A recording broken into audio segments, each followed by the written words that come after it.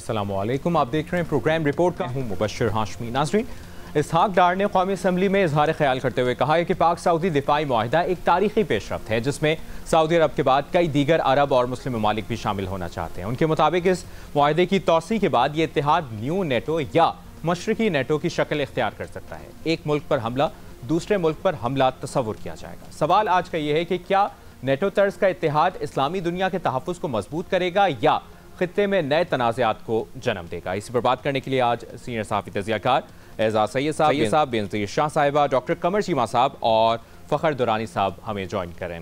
फ़खर, आपसे डिस्कशन का आगाज़ करेंगे और यही सवाल आपके सामने रखेंगे कि क्या नेटो तर्ज का ये जो इत्तेहाद है इस्लामी दुनिया के तहफ़्फ़ुज़ को मजबूत करेगा?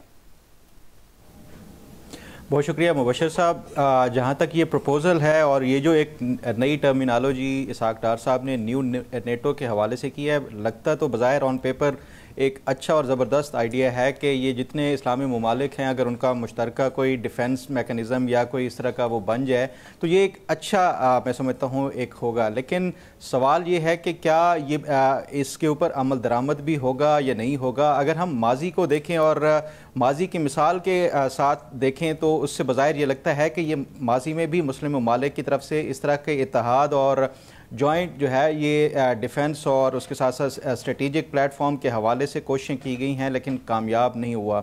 1969 में जब ये OIC बनाई गई थी तो उसका भी बुनियादी तौर पे मकसद यही था कि जो इस्लामी जो ममालिक हैं और जो उम्मा है उसको मुत्तहिद करना और किसी भी जारहियत के हवाले से उसको रोकने के लिए फिर मुसलमानों का मुश्तरका जो इकनॉमिक और उसके साथ साथ जो डिफेंस के हवाले से एक इस तरह की यूनिटी होनी चाहिए। लेकिन ये 50+ ईयर्स हो गए हैं, उसके बावजूद भी ये कोई इस तरह का मुश्तरका अपनी कोई अस्करी फोर्स या इस तरह का कोई मैकेनिज़्म या प्लेटफॉर्म नहीं बना सके। इसके अगेंस्ट अगर हम देखें नेटो का, तो नेटो जब ये कोल्ड वार में इसको नेटो को बनाया गया था तो उसका बुनियादी मकसद उस टाइम यही था कि जो यूरोप है उसको एक कलेक्टिव उसके डिफेंस के लिए ये तमाम ममालिक ने एक जॉइंटली वो जो मैकेनिज़्म बनाया था वो उसके ऊपर कामयाब भी हुआ है। सवाल ये है कि ये जो मुस्लिम ममालिक हैं ये एक प्लेटफॉर्म ऑलरेडी OIC का या फिर उसके बाद रिसेंटली अगर हम देखें तो जो एक जॉइंट फोर्स बनाने का कहा गया था टेररिज्म को काउंटर करने के लिए, उसके ऊपर क्यों कामयाबी नहीं मिल सकी। तो उस पर बुनियादी अगर हम वजह देखें तो जो मुस्लिम ममालिक के आपस में जो इख्तलाफात हैं वो एक आड़े आते हैं और ये इख्तलाफात इसकी कई वजूहात हो सकती हैं। उसमें जो सर फहरिस्त है जो फ़िरका वाराना जो एक रीज़न है उसकी वजह से मैं समझता हूँ कि ये एक आड़े आती है। फिर उसके साथ साथ जो मगरबी ममालिक हैं इंक्लूडिंग अमेरिका और जो यूरोप है उनके भी जो स्ट्रेटेजिक इंटरेस्ट हैं वो अगर कोई मुस्लिम ममालिक एक जॉइंट प्लेटफॉर्म बना के और जॉइंट को इस तरह की अस्करी कुव्वत बनाते हैं तो उनके जो स्ट्रेटेजिक इंटरेस्ट हैं उनको जो है ये गुज़ंद पहुंचेगी। तो इस वजह से मैं नहीं समझता कि ये कोई इतनी जल्दी इसके ऊपर कोई कामयाबी हो सकती है। हाँ, बायलैटरल इस तरह का जो सऊदी अरब और पाकिस्तान का एक जॉइंट जो डिफेंस का एक वो पैक्ट है उसकी आप कामयाबी के हवाले से कह सकते हैं। लेकिन ये एक न्यू नेटो या एक मशरकी नेटो वाली जो इस्तिलाह है और इस तरह का कोई प्लेटफॉर्म या इस तरह की कोई मुश्तरका अस्करी कुव्वत बनना ये अभी फ़िलहाल मुझे काबिल अमल नज़र नहीं आ रहा, क्योंकि इस पर बड़ा काम करने की ज़रूरत है। और फिर इसके साथ साथ जो चैलेंजेस हैं निमटने के लिए मैं नहीं समझता कि ये तमाम इस्लामी ममालिक मुत्तहिद होकर वो चैलेंजेस से निमट सकते हैं। और आपको क्या लगता है अगर ये नेटो तर्ज का इत्तेहाद खित्ते में नए तनाज़ात को जन्म तो नहीं देगा, क्योंकि वक्त की ज़रूरत भी है क्या, या आपको लगता है कि इससे मज़ीद बेहतरी आ सकती है जो अभी करंट सिचुएशन है ओवरऑल? देखें, ये इत्तेहाद तनाज़ात तो हमेशा से ही मुस्लिम ममालिक के दरमियान आपस में भी तनाज़ात रहे हैं। इस खित्ते के हवाले से देखें अभी पिछले चंद साल पहले तक जो है ईरान सऊदी अरब के जो तनाज़ात था वो सबके सामने है। फिर जो शिया और सुन्नी का जो एक ब्लॉक के हवाले से वो भी सबके सामने है। लेकिन अब जो एक नए नए जो तनाज़ात और जो ख़ास तौर पे मुस्लिम ममालिक के लिए एग्जिस्टेंशियल जो क्राइसिस और ये एक सवाल उठा है जो ख़ास तौर पे इसराइल की सूरत में कतर के ऊपर अटैक या दीगर कुछ ममालिक के ऊपर अटैक, तो उसके बाद ये इन ममालिक को रियलाइज़ होना शुरू हो गया है कि जब तक ये मुत्तहिद नहीं होंगे तब तक ये इनकी जो एग्जिस्टेंशियल जो क्राइसिस है वो इसी तरह बरकरार रहेगा। तो इसमें अगर ये मुत्तहिद रहे तो फिर तो कोई ऐसा तनाज़िया का मैं नहीं समझता कि कोई वजह बन सकती है ये इस तरह का इत्तेहाद, लेकिन अगर ये अलग-अलग ही तमाम ममालिक अपने अपने मफादात को देखते रहे तो फिर तो ऑब्वियसली ये जो एक इस तरह का जो प्लेटफॉर्म होगा वो कोई तनाज़ात भी जन्म ले सकता है। इवन आपस में जो मुस्लिम ममालिक हैं उनके दरमियान में खित्ते तो दूर की बात है। सही। बेनज़ीर, आपको क्या लगता है, क्या नेटो तर्ज का इत्तेहाद इस्लामी दुनिया के तहफ़्फ़ुज़ को मजबूत करेगा? मुबशर, देखें कल क्या होता है मैं तो नहीं कह सकती, लेकिन इस वक्त जो ऑन ग्राउंड सिचुएशन है मुझे नहीं लगता कि कोई नेटो टाइप का कोई इत्तेहाद इस खित्ते में या मिडिल ईस्टर्न ममालिक जो हैं वो बना सकते हैं। उसकी बहुत सी वजूहात हैं, ये मेरी राय है या मेरी रीडिंग है। एक तो ये है कि जो नेटो था वो बना था 1949 में, और उसके पीछे जो मकसद था वो ये था कि एक कॉमन एनिमी था, एक कॉमन दुश्मन था यूरोपियन ममालिक का, और वो था सोवियत यूनियन। उससे क्योंकि ख़तरा था इसलिए एक नेटो फोर्स बनाई गई थी उससे निपटने के लिए। अगर आप मिडिल ईस्ट को देखें, अरब ममालिक को देखें, इस खित्ते को देखें, तो इनका कोई कॉमन एनिमी नहीं है। सबके मुख्तलिफ, जैसे फ़खर भी अभी बात कर रहे थे, मुख्तलिफ इंटरेस्ट है। अगर कुछ ममालिक के लिए, अरब ममालिक के लिए इज़राइल एक ख़तरा है, तो कुछ हैं जिन्होंने इज़राइल के साथ अब्राहम अकॉर्ड साइन किए हुए हैं, दस्तखत किया हुआ है, उनके लिए इज़राइल शायद इतना बड़ा इशू नहीं है। कुछ के लिए अगर ईरान एक ख़तरा है, तो कुछ ऐसे भी ममालिक हैं, अरब ममालिक, जिनके ईरान के साथ बहुत अच्छे ताल्लुकात रहे हैं, जैसे कतर। तो मैं कहने की ये कोशिश कर रही हूँ कि जो आर्टिकल 5 है नेटो का, जिसके बारे में कहा जाता है कि अगर एक मुल्क पे हमला होगा तो दूसरे ममालिक भी उसको अपने ऊपर एक हमला समझेंगे, जो मेंबर्स हैं, वो मुझे नहीं लगता कि इस सिचुएशन में, मिडिल ईस्ट में या इस खित्ते में वो इस्तेमाल या अमल दरामद उस पर किया जा सकता है। इसकी दूसरी वजह मुबशर मेरी राय में ये है कि नेटो में एक बहुत बड़ी प्रेजेंस है और वो है अमेरिका की। और अमेरिका एक बहुत बड़ी अस्करी ताकत है अभी भी दुनिया में। उनके पास टेक्नोलॉजी भी है, उनके पास मिलिट्री पावर भी है, और सबसे अहम उनके पास दुनिया में मिलिट्री बेसेस हैं जिनका वो फ़ायदा उठाते हैं। जब कोई जंग होती है तो वो इन मिलिट्री बेसेस को इस्तेमाल करते हैं। मेरी राय में इस खित्ते में या अरब ममालिक के पास ऐसा कोई अल्टरनेटिव नहीं है अमेरिका जैसा, जो वो अपने, अगर ये कोई नेटो बनता है इधर, उसमें उसको शामिल कर सके। आप अगर इसमें पाकिस्तान भी डाल दें जो एक न्यूक्लियर पावर है, अगर आप इसमें इजिप्ट डाल दें जिनकी एक बहुत बड़ी फौज है, इसमें आप टर्की भी डाल दें, तो उस किस्म की मिलिट्री माइट जो अमेरिका के पास है, मेरा नहीं ख्याल है कि उस किस्म की कोई ताकत है यहाँ पे। आप अगर मिसाल के तौर पे, अगर हम, क्योंकि हम स्पेक्युलेट ही कर रहे हैं, अगर चाइना को भी इसमें शामिल कर दें, तो चाइना का जो तरीका है डिप्लोमेसी का और सियासत का, वो बहुत मुख्तलिफ है अमेरिका से। वो कुछ हद तक जाते हैं, उससे आगे नहीं जाते। वो मुदाखलत नहीं करते ज़्यादा दूसरे ममालिक के इशूज़ में, वो किसी के लिए जंग भी नहीं लड़ने जाएंगे। उनका एक हद तक होती है, वो एक हद तक मीडिएट कर देंगे, लेकिन इससे आगे जाके कुछ सिक्योरिटी गारंटीज नहीं देते। तो वही बात कि इंटरेस्ट बहुत मुख्तलिफ है। तो अभी बेनज़ीर, यानी आपको लगता है कि इस इत्तेहाद बनता हुआ आपको नजर नहीं आ रहा है, या प्रैक्टिकल नहीं लग रहा आपको?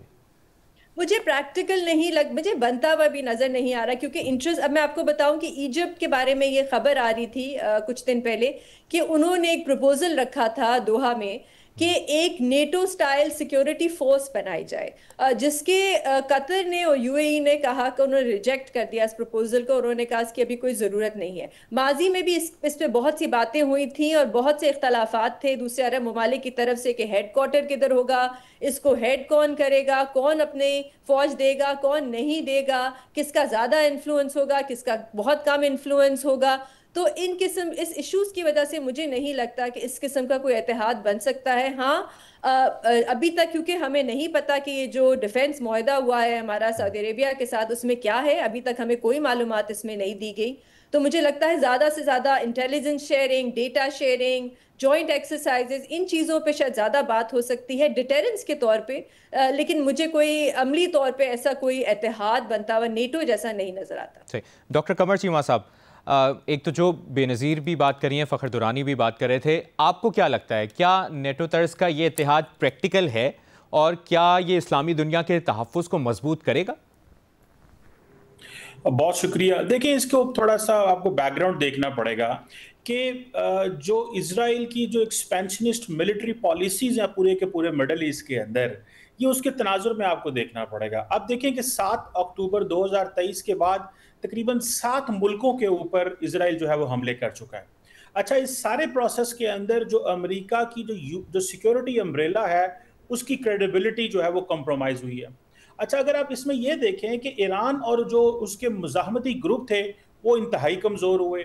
عموماً یہ ہوتا تھا کہ یہ عرب ورلڈ محسوس کرتی تھی کہ یہ ایران اور اس کے جو مزاحمتی گروپ ہیں یہ کسی حد تک اسرائیل کو بزی رکھتے ہیں، آکوپائی رکھتے ہیں، تو وہ تقریباً انگیج رہتے تھے.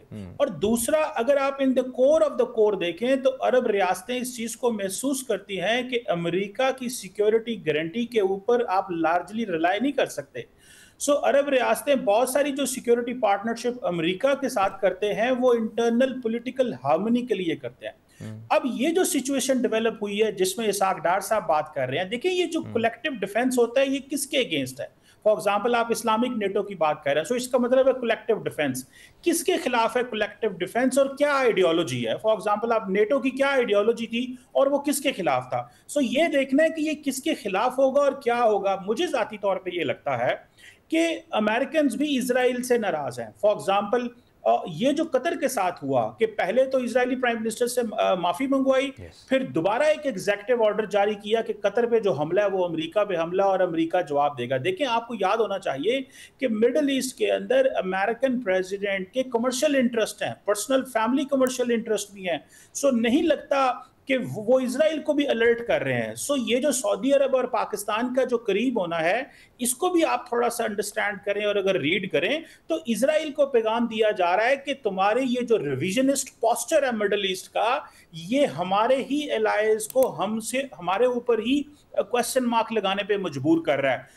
اسرائیل کو بتایا جا رہا ہے کہ بہت سارے ملٹری آپشن سوچے جا سکتے ہیں، ہم یہاں پہ الٹیمیٹ گارنٹرز نہیں ہیں، یہ عرب ممالک کے پاس ملٹیپل آپشنز موجود ہیں. لہٰذا آپ بھی اپنے بیہیویئر پہ نظر ثانی کریں. میرا خیال ہے کہ یہ ایک طرف اب دیکھیں نا، ایک طرف ایک ایپیٹائٹ ہو سکتی ہے مسلمان دنیا کے اندر کہ ہمیں یہ الائنس بنانا چاہیے. پاکستان سعودی عرب کا تو ایک ڈفرنٹ ہسٹوریکل بیک گراؤنڈ ہے، وہاں پہ ہولی سائٹس ہیں، تو وہ ایک ڈفرنٹ پوسچر نظر آتا ہے. اگر اس میں اور ممالک شامل ہوتے ہیں تو کامن تھریٹ کیا ہے؟ اور دوسری بات یہ ہے کہ یہ پلازیبل سچویشن ڈیولپ ہو سکتی ہے، لیکن مجھے لگتا ہے یہ زیادہ ایک سگنلنگ ہے اسرائیل کو، اور یہ شاید ایک بڑے پیمانے پہ چیزیں جانا جو ہے وہ ممکن نہیں ہوگا، کیونکہ جیسے قطر نے امریکہ کے ساتھ ایگریمنٹ کر لیا تو ود ان جی سی سی تو ایک جو ریلیشن شپ اور پارٹنرشپ ہے وہ تو ٹوٹ گئی. تو میں سمجھتا ہوں کہ کون سا ایسا ملک ہے، you a E it self Ibrahim accord کے تحت اسرائیل کے ساتھ اپنے تعلقات کو نارملائز کر چکا ہوا ہے. تو اور کون سا بڑا ملک ہے مڈل ایسٹ کے اندر جو اس طرح کی آپشن سوچ سکتا ہے؟ ایجپٹ کے آلریڈی ڈپلومیٹک ریلیشنز اسرائیل کے ساتھ شروع سے ہیں. مجھے لگتا ہے کہ یہ چیز اس طرح پریکٹیکلی نہیں جائے گی. ہاں، اسرائیل کو سگنلنگ کی جا رہی ہے کہ آپ اتنا زیادہ ملٹری جو اپنی ایکسپینشنزم ہے اس کو نہ دیکھیں، گریٹر اسرائیل کے خواب کو چھوڑیں. ہم آپ کو مڈل ایسٹ کا حصہ بنانا چاہتے ہیں، نہ کہ ہم آپ کو مڈل ایسٹ کے اوپر ایک ڈومیننٹ فورس کے طور پہ مسلط ہونے دیں گے. اور یہ جو اتحاد ہے جو نیٹو طرز کا جس کی بات اسحاق ڈار صاحب کریں، آپ کے مطابق پھر یہ خطے میں نئے تنازعات کو جنم نہیں دے گا، پرانے تنازعات کو حل کر سکتا ہے اگر یہ پریکٹیکلی کوئی شکل اختیار کرتا ہے؟ دیکھیں، اس سے یہ ہو سکتا ہے کہ ایٹ لیسٹ اسٹیٹس کو مینٹین رہ سکتا ہے. اسرائیل کی جو ایکسپینشنسٹ پالیسیز ہیں اس کے اوپر کویسچن مارک لگ جائے گا. باقی ادروائز دیکھیں کہ اگر یہ کچھ سلوشن نکال سکے تو اس کے لیے بہت مشکل ہے، کیونکہ آپ کو ملٹری فورس کا استعمال کرنا اگینسٹ اسرائیل وہ بھی ایک دیکھیں وائبل آپشن نہیں ہے. یہ تو میرا خیال ہے کہ ڈیفینسو پرپسز کے لیے اس طرح کی جو پاسبلٹی جو ہے وہ سوچی جا رہی ہے. صحیح. اعزاز، آپ نے دیگر تجزیہ کاروں کی رائے جانی، آپ کو کیا لگتا ہے کیا نیٹو طرز کا یہ اتحاد پریکٹیکل ہے؟ کیا نیٹو طرز کا اتحاد اسلامی دنیا کے تحفظ کو مضبوط کرے گا یا پھر خطے میں نئے تنازعات کو جنم دے گا؟ دیکھیے، سب سے پہلے تو اس طرح کے جو اتحاد ہیں وہ ملٹری نوعیت کے اتحاد ہوتے ہیں.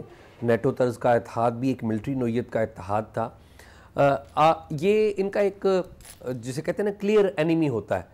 ہمارے کیس میں جو مسلم ممالک کا اتحاد ہے، پاکستان کا اور سعودی عربیہ کا جو اتحاد ہے، یہ کیوں ہوا ہے؟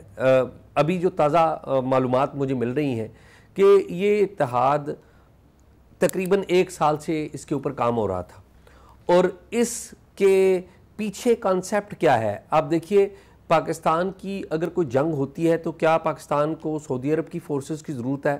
آنسر از نو۔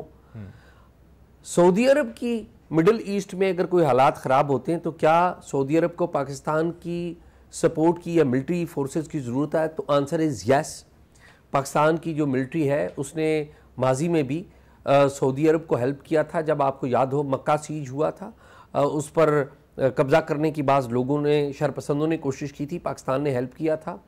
جب عراق نے کویت کے اوپر قبضہ کیا تھا تو ایٹ دیٹ ٹائم بھی پاکستان کے اوپر ایک نظریں ضرور تھیں، لیکن پاکستان اپنے ڈپلومیٹک ریلیشنز جو عراق کے ساتھ بھی تھے اور کویت کے ساتھ بھی تھے، اور پاکستان نے اپنے آپ کو ایک سفارتی سطح پر ایک ایسا کردار ادا کیا تھا جس میں ہم نے سفارتی کوششیں کی تھیں، نہ کہ ہم ملٹریلی انوالو ہوئے تھے۔ جو اتحاد، جس اتحاد کی آپ بات کرتے ہیں، وہ لڑائی کے لیے ہے، اور مڈل ایسٹ میں وہاں پر آپ کو پتہ ہے کہ حالیہ 1.5 سال کے اندر 7 مسلمان ملکوں کے اوپر اسرائیل کارروائی کر چکا ہے۔ اس سال آپ دیکھ لیں ایران اور اسرائیل کا سٹینڈ آف ہوا جو ہم نے سب نے دیکھا، اور جو مسلم کنٹریز ہیں مڈل ایسٹ کے، وہ اس خطے میں صرف ایک ملک کو پرابلم سمجھتے ہیں، وہ اسرائیل ہے۔ لیکن آپ دیکھیے کہ مارچ 1979 میں ایجپٹ نے مصر کے ساتھ انور سادات نے ایک پیس ڈیل کر لی تھی، اور انور سادات کی وہ جو پیس ڈیل کے موقع کے اوپر کی گئی جو تقریر ہے، وہ ایک ماسٹر پیس ہے۔ اس کے بعد کسی مسلم ملک نے، اسرائیل ہے، اس کے ساتھ کوئی پیس ڈیل نہیں کی۔ 1994 میں ہم نے دیکھا کہ ایک اور مسلم ملک آیا، جارڈن، اس نے پیس ڈیل کی، اور پھر ہم 2020 میں دیکھتے ہیں کہ 4 مسلمان ممالک آئے، اس میں سوڈان آیا، موراکو آیا، UAE آیا، اسی طرح ایک آدھ اور ملک آیا، تو انہوں نے سائن کیا کہ جی ہم اسرائیل کو ایک اسٹیٹ کے طور پہ تسلیم کرتے ہیں۔ انہوں نے ایمبیسیز اپنی کھولی، لیکن وہ جو تھریٹ ہے یا انسرٹینٹی ہے وہ ابھی تک موجود ہے۔ جو بات ہو رہی ہے ایک براڈر پیس ڈیل کی، اگر کانسیپٹ دیکھا جائے تو وہ تو بالکل ٹھیک ہے کہ ایک براڈر پیس ڈیل ہونا چاہیے مسلم ورلڈ کا اور اسرائیل کا، لیکن اس کی قیمت کیا ہے، پرائز کیا ہے، یا اس کے عوض آپ نے حاصل کیا کرنا ہے؟ اس کے عوض جو سب سے اہم چیز ہے وہ فلسطین کا مسئلہ جو ہے اسے حل کرنے کی ضرورت ہے، اور یہ وہ بات نہیں ہے جو صرف مسلم ممالک کے اندر لوگ کہہ رہے ہیں۔ آپ دیکھیں امریکہ کے سابق نیشنل سیکیورٹی ایڈوائزر جو 4 امریکی صدور کے ساتھ کام کر چکے ہیں، بروس ریڈل، انہوں نے ایک کتاب لکھی تھی، سال غالباً 2006-07 میں وہ پبلش ہوئی تھی، دی سرچ فار القاعدہ۔ اس کتاب کے اینڈ پہ ریکمنڈیشنز ہیں، اور by the way Bruce riddle جو ہیں خود جیو ہیں۔ انہوں نے کہا کہ آپ نے اگر دنیا میں مسائل حل کرنے ہیں، مسلم دنیا کے ساتھ مسائل حل کرنے ہیں اور دنیا میں کانفلکٹس کو ختم کرنا ہے، تو آپ کو 2 کانفلکٹ ختم کرنا ہوں گے۔ ایک انہوں نے ساؤتھ ایشیا کی بات کی، کشمیر کا، پاکستان انڈیا جو سٹینڈ آف ہوتا ہے جس کی، پھر دوسری انہوں نے جو سٹینڈ آف کی بات کی، وہ بات کی انہوں نے فلسطین کے مسئلے کی بات کی کہ اس مسئلے کو حل کریں۔ میرا یہ خیال ہے کہ اگر جو نیتن یاہو یا اسرائیل کی گورنمنٹ پیس اکرڈ بناتی ہے اور امریکہ اس کا گارنٹر بنتا ہے، جس میں فلسطین کی جو الگ حیثیت ہے وہ مانی جاتی ہے، اور جو 8 ممالک نے جو اپنی ریکمنڈیشنز دی ہیں ان کو اکاموڈیٹ کیا جاتا ہے، تو پھر بات آگے بڑھ سکتی ہے اس سارے عمل کے اندر۔ پھر تو مسلم دنیا کی اور اسرائیل کی جو لڑائی ہے اس طرح سے باقی نہیں رہتی، کیونکہ ہمارا اسرائیل سے کیا جھگڑا ہے؟ ہمارا اسرائیل سے صرف ایک جھگڑا ہے یا ایک تنازع ہے، وہ ہے فلسطین۔ اور اگر فلسطین کے پریزیڈنٹ اور فلسطین کی گورنمنٹ نے، محمود عباس نے، آپ دیکھ لیں کیا سٹیٹمنٹ دی ہوئی ہے، وہ تو کہتے ہیں کہ یہ معاملہ ہم حل کرنے کے لیے تیار ہیں، وہ تو پروپوزل بھی تسلیم کیے بیٹھے ہیں۔ ایشو یہ ہے کہ اگر یہ تھریٹ ہی ختم ہو جائے تو پھر تو نیٹو طرز کا اتحاد جو ہے اس کی اہمیت نہیں رہتی۔ اصل پھر تو یہ اکنامک جو الائنس ہے وہ بن جائے گا۔ یہ اسی صورت میں ہو سکتا ہے کہ جب مڈل ایسٹ کے اندر جو تھریٹ ہے اس کو ختم کیا جائے، فلسطین کے کانفلکٹ کو ختم کیا جائے، اور فلسطین کے کانفلکٹ کو فلسطینیوں کی خواہشوں کے مطابق حل کیا جائے. اور ظاہر ہے اسرائیل اس میں ایک فریق ہے, اور اگر یہ ہو جاتا ہے تو پھر تو پوری مسلم ورلڈ کا اسرائیل کے ساتھ اس خطے میں کوئی تنازع نہیں رہتا. لیکن کیا یہ تنازع ختم ہو جائے گا؟ یہ بہت بڑا اہم سوال ہے.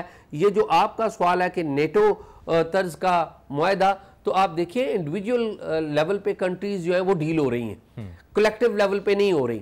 یہ ابھی جو 8 ملکوں نے آگے بڑھ کر بات کی ہے, یہ بڑی ایک پازیٹیو سائن ہے کہ 8 ملک کم از کم کسی ایک بات کے اوپر متفق تو ہیں. کم از کم 8 ملکوں نے ایک جوائنٹ پروپوزلز تو تیار کی ہیں, اور ان پروپوزلز کے اوپر اگر فلسطین بھی بالکل ریڈی ہے تو میرا نہیں خیال کہ یہ کوئی جسے کہتے ہیں نا light at the end of the tunnel, وہ نہیں ہے, بالکل ہے. لیکن اگین وہ جو پروپوزلز ہیں وہ امریکہ کے جو پریزیڈنٹ ہے ڈونلڈ ٹرمپ, ان کا جو 20 پوائنٹ فارمولہ اس میں شامل نہیں ہے. صحیح. اور یہاں پر یہ بھی سوال پیدا ہوتا ہے کہ نیٹو طرز کا یہ اتحاد جب بنے گا, ایران اور ترکی کا کیا کردار ہوگا, اور مغربی طاقتیں اس کو کہیں اپنے لیے خطرہ تو نہیں سمجھیں گی؟ ایک بریک لیتے ہیں, بریک کے بعد یہی سوال پینل کے سامنے رکھیں.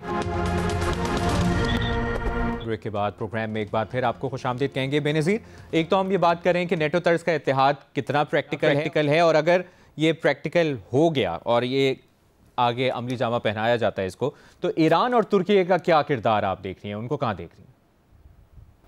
دیکھیں مبشر, اگر ایران اس نیٹو اتحاد کا حصہ بھی بن جاتا ہے, اگر جو فرض مثال کے طور پہ یہاں پہ بنتا ہے, اور اگر ہم کہیں کہ اس کا جو کامن انیمی ہوگا وہ اسرائیل ہوگا, تو پھر بھی میرا سوال یہ رہے گا کہ یہ پھر نیٹو جو بن رہا ہے اتحاد, یہ کتنا افیکٹو ہوگا. کیونکہ ہم نے دیکھ لیا ہے کہ اسرائیل جو کرنا چاہتا ہے وہ کر سکتا ہے, کیونکہ اس کو امریکہ کی حمایت حاصل ہے. تو جب تک امریکہ اس کو نہیں روکے گا, اسرائیل جو ہے وہ جو کرنا چاہتا ہے وہ کرے گا. تو پھر بات وہی بنتی ہے کہ اگر کوئی اس طرح کا نیٹو اتحاد بنتا ہے تو کیا وہ امریکہ کی سپورٹ یا امریکہ کی گو ہیڈ کے بغیر امپلیمنٹ بھی ہو سکتا ہے یا نہیں, پریکٹیکل بھی ہوگا یا نہیں.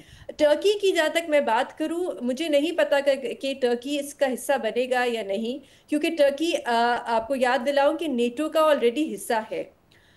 تو کیا وہ چاہیں گے کہ یہاں پہ کوئی جو سیکیورٹی پیک یا کوئی نیٹو اتحاد بن رہا ہے اس کا حصہ بنے یا نہیں بنے؟ تو ابھی بھی بہت سے اس قسم کے سوالات ہیں کہ یہ کتنا افیکٹو ہوگا, اور میرے خیال سے اس کی کوئی خاص افیکٹونیس نہیں ہوگی اس ریجن میں. صحیح. اور کیا آپ کو لگتا ہے اگر یہ نیٹو طرز کا اتحاد بنتا ہے تو مغربی طاقتیں اس کو اپنے لیے خطرہ نہیں سمجھیں گی؟ میرا نہیں خیال ہے. میرے خیال سے اس وقت مبشر جو حکومت ہے امریکہ میں ٹرمپ کی, ڈونلڈ ٹرمپ کی, وہ ان کی بڑی ایک ہینڈز آف قسم کی پالیسی ہے کہ سب اپنا اپنا انٹرسٹ دیکھیں, ہم اپنا انٹرسٹ دیکھ رہے ہیں. میرا نہیں خیال ہے کہ وہ کوئی خاص چاہتے بھی ہیں کہ یہاں پہ جو سیکیورٹی ڈائنامک ہے مڈل ایسٹ کا, اس میں ان کا کوئی خاص رول. مجھے لگتا ہے یہ جو ڈیفنس معاہدہ ہوا ہے پاکستان کا سعودی عربیہ کا, اس میں بھی امریکہ نے گو ہیڈ دیا ہوگا. تو اس وقت مجھے نہیں لگتا کہ وہ سمجھیں گے کہ یہ ان کے لیے کوئی خطرہ ہے. میرے خیال سے وہ جتنا آؤٹ سورس کرنا چاہتے ہیں چیزوں کو وہ کریں. صحیح. فخر, آپ کو کیا لگتا ہے ایران اور ترکی کو کہاں دیکھ رہے ہیں آپ نیٹو طرز کے اتحاد میں؟ بالکل, دیکھیں اس میں تو کوئی شک نہیں کہ پاکستان کے بعد اگر کوئی اس طرح کا یہ بنتا ہے, کوئی اتحاد بنتا ہے, تو ترکی اور ایران دو بڑی جو ہے وہ عسکری قوتیں ہیں, اور ان کا شامل ہونا یہ اس اتحاد کو مزید مضبوط کر سکتا ہے. لیکن اس کے ساتھ ساتھ جو اس کے چیلنجز ہیں وہ, جیسے میں نے ابھی پہلے بھی کہا کہ اس طرح کا کوئی اتحاد بنتا ہے تو جو سب سے بڑا چیلنج ہوگا وہ ویسٹرن کنٹریز کی طرف سے, کیا وہ اس کو تسلیم کرتے ہیں یا نہیں کرتے. میں یہ سمجھتا ہوں کہ یہ امریکہ ہو یا جو یورپ ہو, وہ اس کو بڑی مشکل سے ایکسیپٹ کریں گے. جو بے نظیر ابھی کہہ رہی ہیں صدر ٹرمپ کے حوالے سے کہ وہ یہ چاہتے ہیں کہ ہر کوئی اپنا اپنا دفاع دیکھیں یہ جو ٹرمپ کا ہے یہ شاید ٹینیور ایک ہے, لیکن جو پرماننٹ ان کی طرف سے جو پالیسی ہے امریکہ کی, اس کے جو انٹرسٹ ہیں اس خطے کے اندر, وہ اس کو کسی طور کے اوپر بھی یہ نیو نیٹو یا جو مسلم ممالک کا اتحاد ہے وہ سوٹ نہیں کرتا. ان تمام ممالک میں امریکہ کی بیسز ہیں اور اس خطے کے اندر امریکہ کے مفادات ہیں, اور امریکہ کبھی نہیں چاہے گا کہ ایک جوائنٹ پلیٹ فارم سے کوئی اس طرح کا اتحاد ہو جو کہ اس کی یہاں پہ جو پریزنس ہے اس کو کوئی چیلنج کر سکے. تو میں یہ سمجھتا ہوں کہ امریکہ کا جو ہے لانگ ٹرم میں یہ کسی طور کے اوپر بھی اس کو نہ تو بننے دے گا اور نہ ہی ایسے کسی اتحاد کو تسلیم کرے گا. ٹھیک ہے اعزاز، آپ کو کیا لگتا ہے؟ پہلی بات تو یہ ہے کہ ہم جو باتیں کر رہے ہیں اس میں ہماری خواہشیں زیادہ ہیں کہ مسلم ممالک کا کوئی ایک نیٹو طرز کا اتحاد بن جائے. ریالٹی سے یہ چیزیں دور ہیں. مسلم ممالک، اگر آپ ترکی کی بات کر رہے ہیں تو آپ کو پتہ ہے ترکی نے ایک لمبے عرصے تک اسرائیل کو تسلیم کیا رکھا ہے. دونوں کے درمیان تجارت ہوتی رہی ہے اور دونوں ممالک بڑے جسے کہتے ہیں نا لو ہیٹ ریلیشن شپ بھی رہا ہے. تو یہ تو سال 2010 میں اور حالات خراب ہوئے اور یہ جو بریک اپ ہوا دونوں کے درمیان، اور ابھی بھی دونوں کے درمیان کچھ نہ کچھ چلتا رہتا ہے، کچھ لو اور ہیٹ، وہ دونوں چیزیں چلتی رہتی ہیں. لیکن ترکی کا ایک بڑا بنیادی کردار ہے. ترکی مسلم ممالک کے ساتھ کھڑا ہوتا ہے، پرٹیکولرلی پاکستان کے ساتھ. حالیہ جو ہندوستان پاکستان سٹینڈ اپ ہوا تو چین اور ترکی دو ممالک تھے جو پاکستان کے ساتھ، اور آذربائیجان جو پاکستان کے ساتھ بالکل کھل کر کھڑے ہوئے تھے. میرا یہ خیال ہے کہ یہ کہنا کہ جی مسلم ممالک اکٹھے ہو جائیں اور وہ ایک نیٹو طرز کا اتحاد بنا لیں، تو میرا نہیں خیال کہ مسلم ممالک ایسا کریں گے، کیونکہ جو مڈل ایسٹ میں جو گلف ممالک ہیں ان کی آپس کی پالیٹکس بہت زیادہ ہے.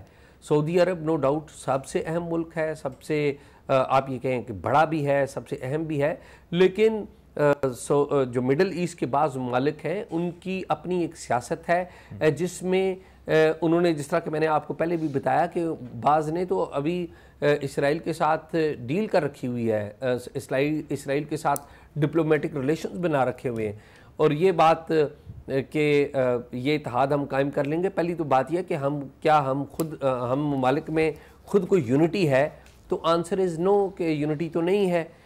ہم سارے تو جسے کہتے ہیں نا گفتن نشستن اور برخاستم والا کردار ہے. لیکن مجھے ایک بات ضرور اچھی لگی کہ حالیہ سالوں میں کہ یہ 8 مسلم ممالک انہوں نے کم از کم کچھ آپس میں بیٹھ کے مشاورت تو کی. وہ الگ بات ہے کہ 8 مسلم ممالک کی جو مشاورت ہے وہ ڈونلڈ ٹرمپ جو امریکی صدر ہیں ان سے ملاقات کے بعد زیادہ میچور ہوئی، اس سے پہلے نہیں ہوئی. تو ہمیں انفارچونیٹلی مسلم ممالک کو مانے نہ مانے، اچھا لگے برا لگے، ہم سارے دیکھتے امریکہ کی طرف ہی ہیں، کیونکہ امریکہ نے جو مسلم دنیا ہے اس کو انگیج کیا ہوا ہے. اور اس پر بھی بات ہم کر رہے ہیں کہ مغربی طاقتیں اس کو خطرہ سمجھیں گی یا نہیں، اور ایران اور ترکی کا کیا کردار ہوگا. ڈاکٹر قمر چیمہ صاحب، آپ کو کیا لگتا ہے؟ ایک تو جو اعزاز بات کریں اور دوسرا ایران اور ترکی کا کوئی پازیٹیو اور اس طرح کا رول دیکھیں گے اس نیٹو طرز کے اتحاد کو لیتے ہوں؟ دیکھیں جی، میں سمجھتا ہوں کہ ایران کے پریزیڈنٹ نے تو آلریڈی جو UN جنرل اسمبلی میں خطاب کرتے ہوئے اس کو ویلکم کیا تھا. تو اس کا مطلب ہے کہ ایران تو لارجلی اس کو اگر اتنے بڑے پلیٹ فارم پہ جا کے اوپنلی ویلکم کر رہا ہے تو اس کا مطلب کیا ہے؟ بیسیکلی تو ایران بھی اس چیز کو سمجھتا ہے نا کہ یہ جو اسرائیل کے جو ایکسپینشنسٹ ملٹری آبجیکٹیوز ہیں ان کو کہیں نہ کہیں پہ بلاک کیا جا سکے. تو اور وہ اگر خود نہیں کر سکے یا ان کی پوزیشن اس وقت نہیں رہی تو وہ سمجھتے ہیں کہ کوئی آلٹرنیٹ ایسا اگر فریم ورک آ سکے. گو کہ میں سمجھتا ہوں کہ یہ اوفینسو نیچر کا کوئی بلاک تو نہیں بنے گا، ڈیفینسو نیچر کے بنیں گے. اور دوسرا یہ بھی ہے کہ دیکھیں ود ان GCC وہ ایک جو ہارمنی ہمیں نظر آتی ہے وہ نہیں ہے، جس کی وجہ سے یہ پاکستان سعودی عرب تو ایک شیپ میں آتے ہیں. تو اس لیے شاید اور جو عرب ممالک ہیں اگر ان کو انوالو کیا جاتا ہے یا وہ آتے ہیں تو وہ ایک ڈیفرنٹ شکل ہو سکتی ہے، لیکن at least Qatar and UAE شاید نہ ہوں. اور دوسری بات ترکی ویلکم کرے گا میرا خیال ہے، اور ترکی کا کیونکہ آلریڈی اپنا ایک ارینجمنٹ موجود ہے تو وہ شاید پاکستان یا سعودی عرب کے ساتھ تو اس طرح یہ وہ نہیں آئے گا، لیکن بائی لیٹرل جو پارٹنرشپ ہے ہماری وہ آلریڈی بہت زیادہ ہے. مجھے لگتا ہے. اور دوسری رہی بات ویسٹرن ورلڈ کی، تو آپ دیکھ لیں کہ ویسٹرن ورلڈ ابھی تک امریکہ نے بھی اس کے اوپر کوئی سٹیٹمنٹ جاری نہیں کی. تو میں جیسے کہہ رہا تھا کہ یہ سم ہاؤ اسرائیل کا جو ایک ان رولی قسم کا جو بیہیویئر ہے یہ اس کو مینیج کرنے کے لیے بہت ساری دنیا اس کو ویلکم کرے گی. اور وہ لوگ سمجھتے ہیں کہ اسرائیل کی جو कभी वो इस तरह का मैप ले आते हैं, जी मैंने ग्रेटर इजराइल चाहिए, मुझे 6-7 मुल्कों पे हमला कर देते हैं, फिर वो कोई ना कोई ऐसी चीज करते हैं जिससे वो बताते हैं कि इस मिडिल ईस्ट के अंदर सिर्फ वही डोमिनेट करेंगे। तो मेरा ख्याल है उसके बिहेवियर को मैनेज करने के लिए भी ये चीज जो है वो है। सो वेस्ट मेरा नहीं ख्याल कि इसको ये देखता है कि ये एक इस्लामिक नेटो उस सेंस की है जिस सेंस का एक नेटो स्टाइल अलायंस है। ये बेसिकली डिफेंसिव पर्पसेस और इजराइल के बिहेवियर को रेगुलेट करने के लिए शायद एक चीज हो सकती है। एक ब्रेक लेते हैं और ब्रेक के बाद यूट्यूब पर से जो सवालात हमारे तजियाकारों से पूछे गए हैं उनके जवाबात जानेंगे ब्रेक के बाद। ब्रेक के बाद एक बार फिर खुशामदीद कहेंगे आपको। यूट्यूब पर आप लोगों की जानिब से जो सवालात पूछे गए हैं हमारे तजियाकारों से वो शामिल करेंगे। एजाज, आपके लिए सवाल है कि भारत की जानिब से विमेंस क्रिकेट वर्ल्ड कप के दौरान साबिक पाकिस्तानी क्रिकेटर और कमेंटेटर सना मीर के बयान पर गैर ज़रूरी तनाज़ा खड़ा किया गया, जिसमें उन्होंने खिलाड़ी नतालिया परवेज़ का ताल्लुक आज़ाद कश्मीर से बताया। भारतीय मीडिया ने इस पर प्रोपेगेंडा करते हुए उन्हें कमेंट्री पैनल से हटाने का मुतालिबा किया है, जबकि सना मीर ने रद्द-ए-अमल में कहा कि खेलों को सियासत से जोड़ना अफसोसनाक है और खेलों से वाबस्ता अफराद पर बिला वजह दबाव डाला जा रहा है। आप इस वाक़े को कैसे देखते हैं?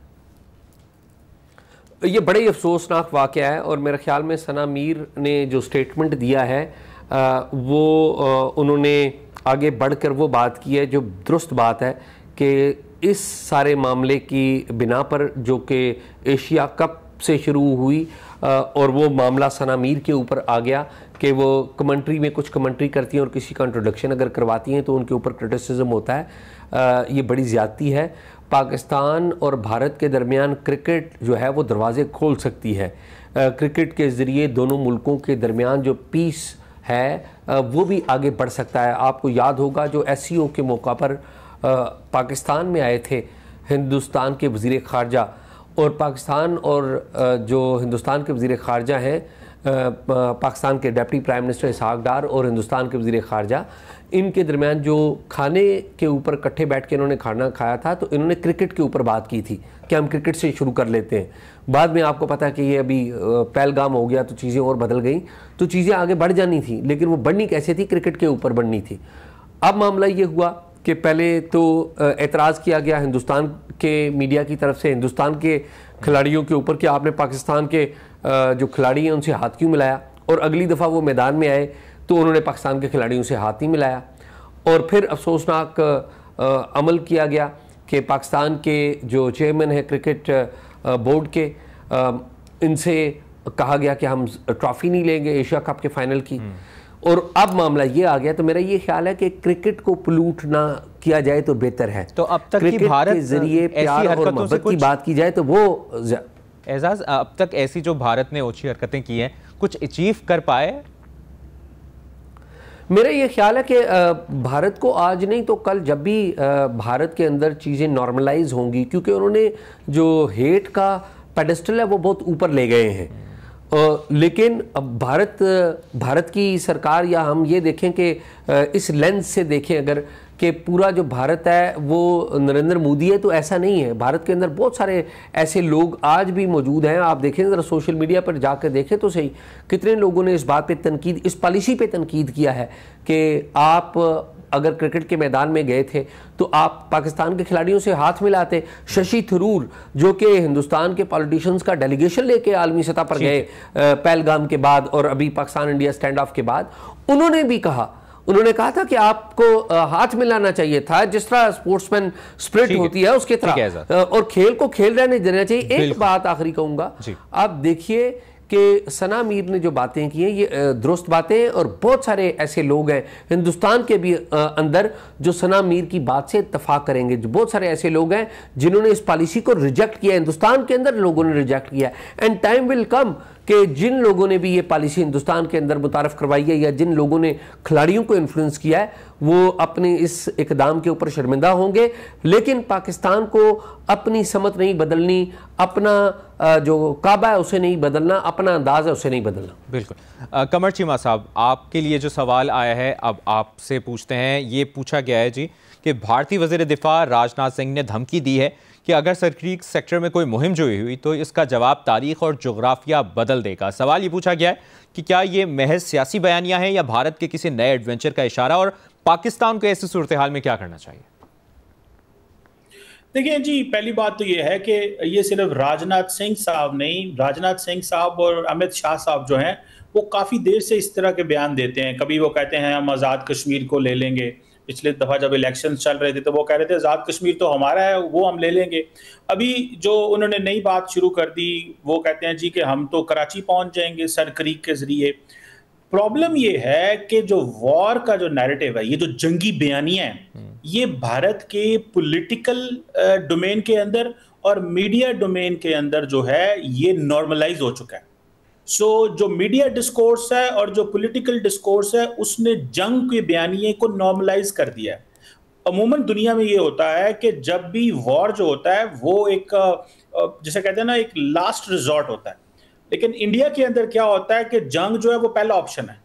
تو آپ اس سے امیجن کریں کہ 1.4 بلین پاپولیشن کی جو پولیٹیکل کلاس ہے ان کے لیے جو جنگ ہے وہ پہلا آپشن ہے، اور ڈائلاگ جو ہے وہ ٹیبل پہ نہیں ہے، وہ آپشن ٹیبل پہ نہیں ہے. اور آپ مزے کی بات دیکھیں کہ اور اس سے بھی بڑی پریشانی کیا ہے کہ دنیا اس وار مانگرنگ کو سیریس نہیں لیتی. دنیا کہتی ہے یہ پاکستان اور انڈیا کے بائیلیٹرل مسئلے ہیں. اب جب آپ وار مانگرنگ کو سیریس نہیں لیتے، جب آپ کے پاس ایک ایسا وزیر اعظم ہے کہ جو کرکٹ گراؤنڈ کے اندر جیت کو کہتا ہے کہ یہ آپریشن سندور چل رہا ہے، تو اب آپ امیجن کریں کہ کس طرح کی سچویشن ہے ساؤتھ ایشیا کی. دنیا کا کوئی پلیئر جو ہے وہ اس میں انٹروین نہیں کر رہا، تھرڈ پارٹی موجود نہیں ہے. میں سمجھتا ہوں یہاں پہ آ کے یہ جو ڈسکورس پولیٹیکل کلاس کا اور میڈیا کا ہے اسے میکسیمم گلوبلی ہائی لائٹ کیا جائے تاکہ ہم اس طرح کے کسی جو انہونی سے ساؤتھ ایشیا میں بچ سکیں. ٹھیک ہے ڈاکٹر قمر چیمہ صاحب، آپ نے اس سوال کا جواب دیا ہے. اب بے نظیر شاہ صاحبہ، آپ سے جو سوال پوچھا گیا ہے وہ ہے کہ اسلام آباد پریس کلب میں پولیس اہلکاروں نے صحافیوں پر ڈنڈوں سے حملہ کیا. سوشل میڈیا پر ویڈیوز میں دیکھا گیا کہ پولیس نے صحافیوں کو کینٹین سے گھسیٹ کر باہر نکالا اور لاٹھی چارج بھی کیا. پولیس نے اس طرح پریس کلب کے احاطے میں صحافیوں پر لاٹھی چارج کیوں کیا؟ کیا یہ اقدام درست طریقہ کار تھا؟ مبشر، میں بہت افسوس سے یہ بات کروں گی کہ جب ہارڈ سٹیٹ کی باتیں ہو رہی تھیں ہمارے ملک میں تو کچھ ایسے صحافی تھے جن کو لگتا تھا یہ ہارڈ سٹیٹ جو ہے یہ دوسروں کے لیے ہے، یہ ہمارے لیے نہیں ہے، یہ وہ جو یوٹیوبرز ہیں، جو ویلاگرز ہیں، یہ ان کے لیے ہے. پھر جب پیکا جیسا قانون لایا گیا، پھر اس میں ترمیم کی گئی، جیسے پنجاب میں ڈیفیمیشن کا قانون لایا گیا، تو ہم میں سے کچھ صحافی تھے جن کو لگتا تھا یہ بڑے اچھے قانون ہیں، بالکل ضرورت ہے فیک نیوز کی، یہ ویلاگرز، یہ انفلوئنسرز، یہ جو ہیں یہ لوگ جو ہیں یہ غلط خبریں پھیلاتے ہیں. تو قانون ہمارے ملک میں جب بنتا ہے تو وہ سب کے خلاف استعمال ہوتا ہے، اور ہماری تاریخ رہی ہے کہ خاص طور پہ وہ ان کے خلاف استعمال ہوتا ہے جو انڈیپینڈنٹ آوازیں ہوتی ہیں، جو انسانی حقوق کی بات کرتی ہیں. تو مبشر، ریاست نے تو ہمیں بار بار بتا دیا ہے کہ وہ میڈیا کے بارے میں کیا سمجھتے ہیں، وہ میڈیا کی آزادی کو کیا سمجھتے ہیں، وہ صحافیوں کو کیا سمجھتے ہیں. اس قسم کے قانون لا کے جس قسم سے وہ صحافیوں کو ہراساں کیا جا رہا ہے، ان کے بینک اکاؤنٹ ان کو بتائے بغیر بند کر دیے جاتے ہیں، ان کے آس پاس جو لوگ کام کرتے ہیں ان کو ہراساں کیا جاتا ہے، سوشل میڈیا کو بند کیا جاتا ہے. تو ریاست تو ہمیں بار بار بتا رہی ہے. آپ کو پتہ ہے 2 دن سے ایک ایڈ چل رہا ہے منسٹری آف انفارمیشن کی طرف سے جو لوگوں سے کہہ رہے ہیں کہ آپ اپنی کوئی انفارمیشن ایسے لوگوں کو نہ دیں جو صحافی بن کے آئیں یا این جی او کے ورکرز بن کے آئیں. اسپیسیفکلی کہا گیا ہے صحافی اور این جی اوز کے ورکرز. تو ایک ایڈ ایک طرف مذمت کی جا رہی ہے ریاست کی طرف سے کہ دیکھیں جو ہوا پریس کلب میں وہ غلط ہوا، دوسری طرف آپ اس قسم کے اشتہار چلا رہے ہیں اور نفرت پھیلا رہے ہیں صحافیوں کے خلاف. تو میں مبشر صرف اتنا کہوں گی کہ یہ جو پریس کلب میں ہوا، کیا یہ صحافی کر رہے تھے؟ کیا ان کے ہاتھ میں ڈنڈے تھے یا اسلحہ تھا؟ جتنی بے رحمی سے ان کو مارا گیا، کیا انہوں نے کیا کر رہے تھے؟ وہ صرف اپنا کام کر رہے تھے. ان کے ہاتھ میں ایک کیمرہ تھا، ان کے ہاتھ میں ایک مائک تھا.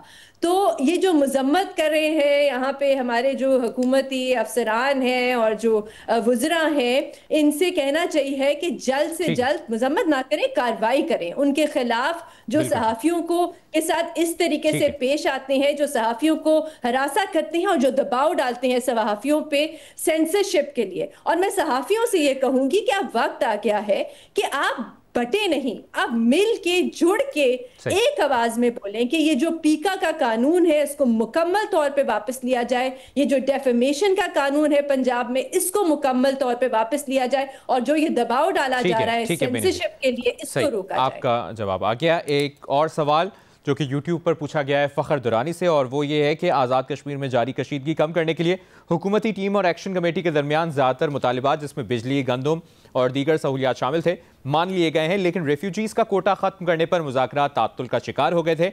चूँकि ये मसला बराह रास्त कश्मीर की जद्दोजहद से जुड़ा है, तो क्या इस मुतालिबे को भी मान लेना चाहिए? बिल्कुल नहीं मानना चाहिए। पहली बात तो ये कि ये जो रेफ्यूजीज़ हैं, ये जो इंडियन ऑक्यूपाइड कश्मीर है, जो मकबूजा कश्मीर है, वहाँ से आए हुए और 1947 से ही यहाँ पे आए हुए थे।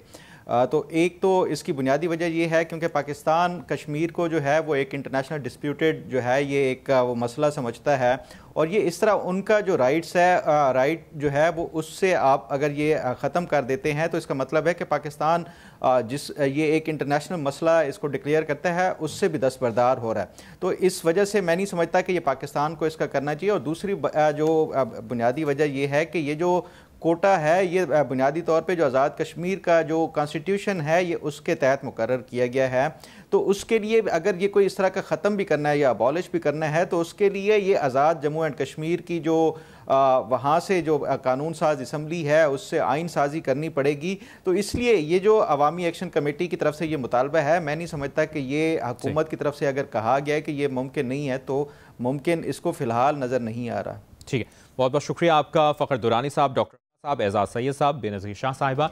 नाज़रीन, प्रोग्राम देखने का बहुत शुक्रिया। अपना ख्याल रखिएगा। अल्लाह।